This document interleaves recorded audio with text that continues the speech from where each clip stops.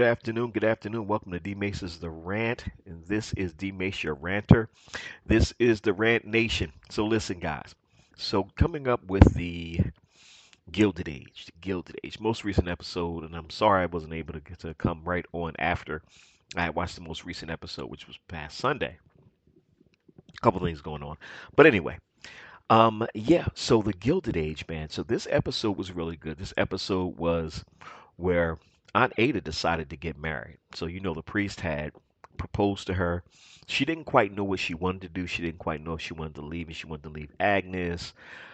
She was feeling kind of guilty about that. And that was also due to Agnes's. Agnes was kind of guilting her into staying.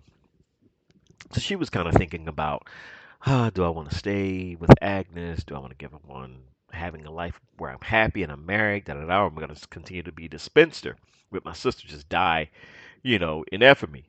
But anyway, so she decides she goes to the priest and she talks to him and he says, "Don't make any decisions without talking to Marion." Marion is her niece.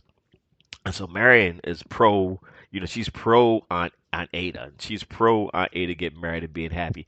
So she talks to her, and then, of course, Marion encourages her, and so she makes up her mind. Hey, she's gonna get married. So she goes and she gets married, or she's on her way to get married. And so Aunt Agnes is totally against this, and she says she ain't coming, and this, that, and the other. Well, guess what? They're at the wedding. Everything's getting ready to go down, and the doors open.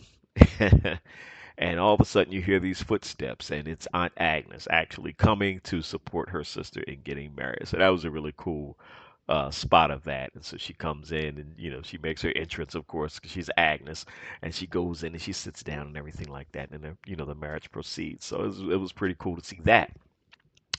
Peggy Scott goes away and goes down to Alabama, Tuskegee, down there to go meet Booker T. Washington, her and her employer.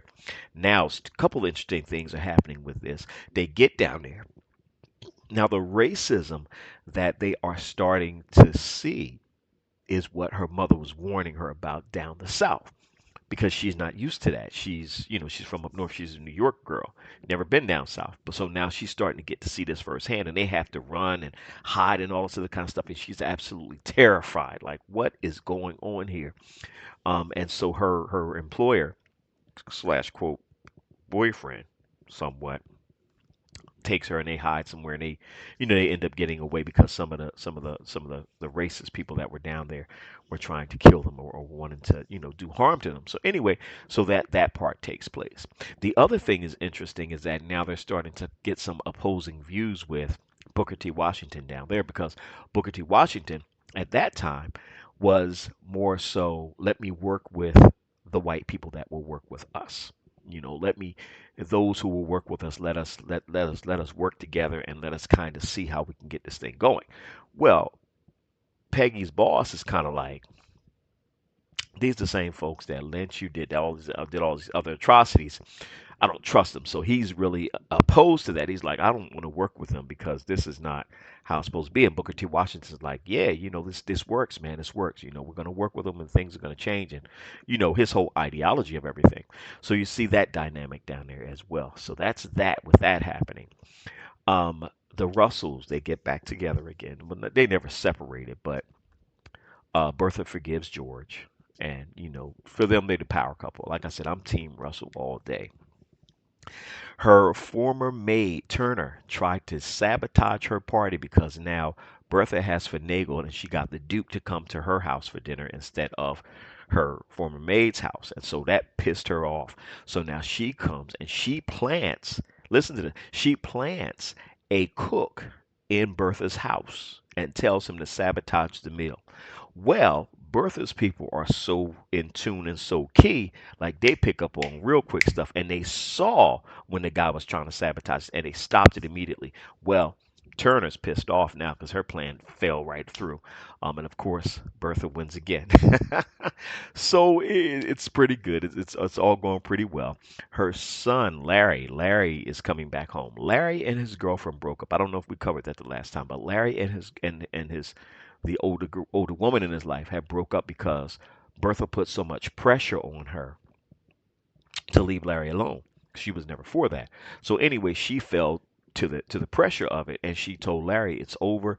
We'll need to see each other. You going about your business. What we had was fun. I don't want any of this drama." And so Larry's back home now, and he's drunk with his friends, and he's a little depressed and X, Y, and Z. But Bertha gets him straightened out. She's like, "Look, all right, that was never going to work anyway. You need to go back home, get yourself together, and let's get life moving on." So he's like, "Okay."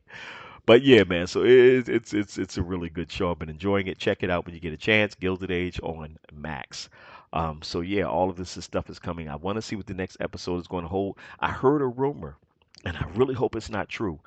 Somebody was saying, "Is this the end of George? Is George going to be assassinated or killed in this next episode or in one of the episodes?" I certainly hope not, man, because him and Bertha play such a vital role to each other. They have such a great chemistry. I would hate to see it end. Let me know what you guys think.